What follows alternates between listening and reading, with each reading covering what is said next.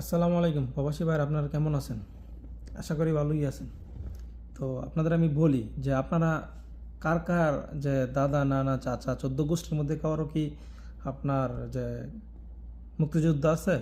যদি মুক্তিযুদ্ধ আপনাদের থাকে তাহলে ভাই আপনার জন্য আমার এই ভিডিওটা না, যার নাই তার জন্য আমার ভিডিওটা শুনবেন একটু। আমরা প্রবাসে আসছি কী কারণে? যে আমাদের ফ্যামিলি ভালো থাকুক, আমাদের বাচ্চা কাচ্চা আছে তারা যাতে সুশিক্ষা শিক্ষিত হোক এবং ভালো একটা চাকরি পাক, সরকারি চাকরি পাক। কারণ সরকারি চাকরি এখন একটু ভালো, মানে স্যালারিও ভালো, একটা পেনশন আছে। আমাদের সবারই ইচ্ছা এরকম একটা কিছু। তো সেই কারণে আমাদের অনেকের বিদেশ আসা, বা সেই কারণে আমরা দেশে আমাদের ছেলে মেয়েকে পড়াশোনা করাই, ঠিক আছে না? যদি সেই কারণে আমরা পড়াশোনা করাই, তাহলে এখন সরকার যেই নির্ধারিত করা হয়েছে যে কোঠা, আমাদের তো অনেকের কোঠা নাই, কারণ আমাদের কেউ মুক্তিযুদ্ধ নাই। তাহলে আমরা কি করতে হইব? আমাদের মেধা দিতে হইব। ঠিক আছে, মেধাও দিলাম, যদি মেধা দিয়েও যদি আমি চাকরি না পাই, তখন কি হইব? তারা যদি কোঠার কারণে সরকারি চাকরি পাওয়া যায়, তাহলে আমাদের যে মেধা, এই মেধার কি হইব? এই যে আপনি যে বিদেশ থেকে কষ্ট কইরা টাকা পাঠাইয়া আপনাদের ছেলে মেয়েরা পড়াশোনা করাইলেন, একটা সরকারি চাকরি পাইল না যোগ্যতা থাকা সত্ত্বেও, তখন আপনার কাছে কেমন লাগবে? নিশ্চয়ই খারাপ লাগবে। কারণ আমি এত কষ্ট কইরা যে বিদেশ থাইকা আমার ছেলে মেয়ে 14 গোষ্ঠী কাউরে না দেখা বিদেশ আইসা পইরা রয়েছি, কী কারণে? আমার ছেলে মেয়ে যাতে পড়াশোনা কইরা একটা সরকারি চাকরি পাক, এবং কি আমার মতো বিদেশ আইসা যাতে মানুষের কামলা না খাটতে হয়। এই কারণেই তো আপনি বিদেশ থেকে পড়াশোনা করান আপনার ছেলে মেয়েরা, এবং আপনি বিদেশ থাকেন। যদি আপনার জ্ঞান ধারণা এরকমই থাকে, তাহলে আমি একটা কথা বলি, যেই পর্যন্ত সঠিকভাবে কোটা সংস্কার না করা হইব, ততদিন পর্যন্ত আপনারা প্রবাসী যারা থাকেন রেমিটেন্স পাঠাইবেন না বাংলাদেশে। রেমিটেন্স পাঠাইবেন না। যদি আপনার সন্তানের সুশিক্ষায় পাইয়াও যদি চাকরি না পায়, যদি আপনার সন্তানের ভাগ্য পরিবর্তন আপনি যদি না করতে পারেন, তাহলে আপনি কি কারণে আপনি টাকা পাঠাইবেন? আপনার ছেলে মেয়েরা পড়াশোনা করাইলেন, সব কিছু করাইলেন, সরকারি চাকরি পাইল না।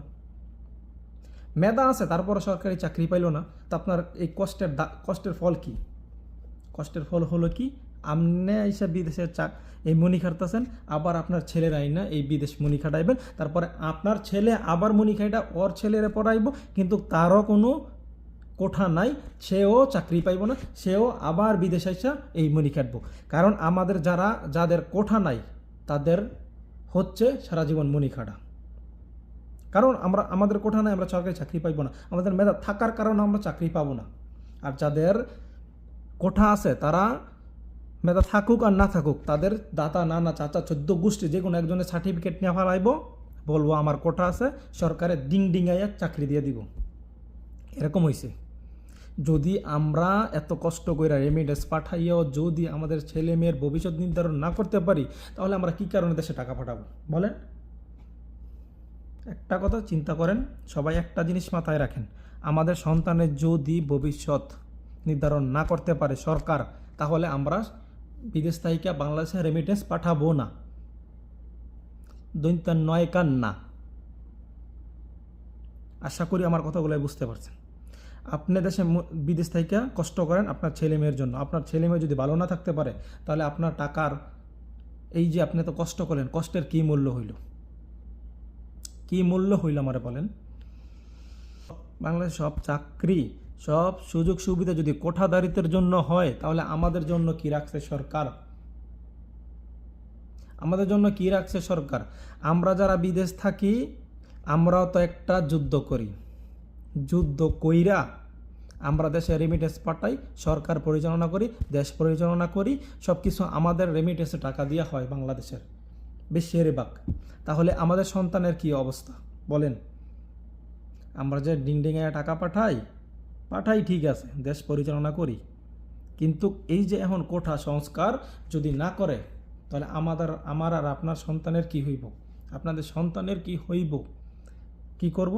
আবার আপনি একটা ভিসা পাঠাবেন দেশ থেকে, আপনার ছেলে আইসা পড়াশোনা করা শর্ত, মেধা থাকা শর্ত আইসা এই বিদেশে আইসা কামলা দিব। তাহলে কি আমাদের এই কোটা সংস্কার করা দরকার নাই।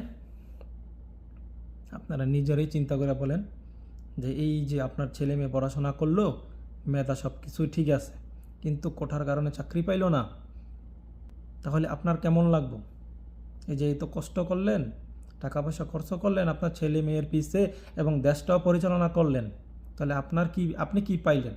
বিনিময়ে কিছুই পাইলেন না। একটা সন্তান পড়ালেখা করাইলেন কিন্তু কোটার কারণে চাকরি পাইল না। আপনার আর আমার কোনো দামও নাই বাংলাদেশ। তাহলে এই কারণে আমি বলি, আপনারা দেশে কেউ টাকা পাঠাইবেন না ব্যাংকের মাধ্যমে, আপাতত বন্ধ রাখেন। যদি কোটা সংস্কার না করা হয় তাহলে আপনারা টাকা পাঠায়েন না। কারণ আপনি বাবা, আপনি কষ্ট করে আপনার ছেলে মেয়েরা পড়াশোনা করান যাতে সে একটু ভালো থাকে, সে যাতে ভবিষ্যতে কিছু করতে পারে।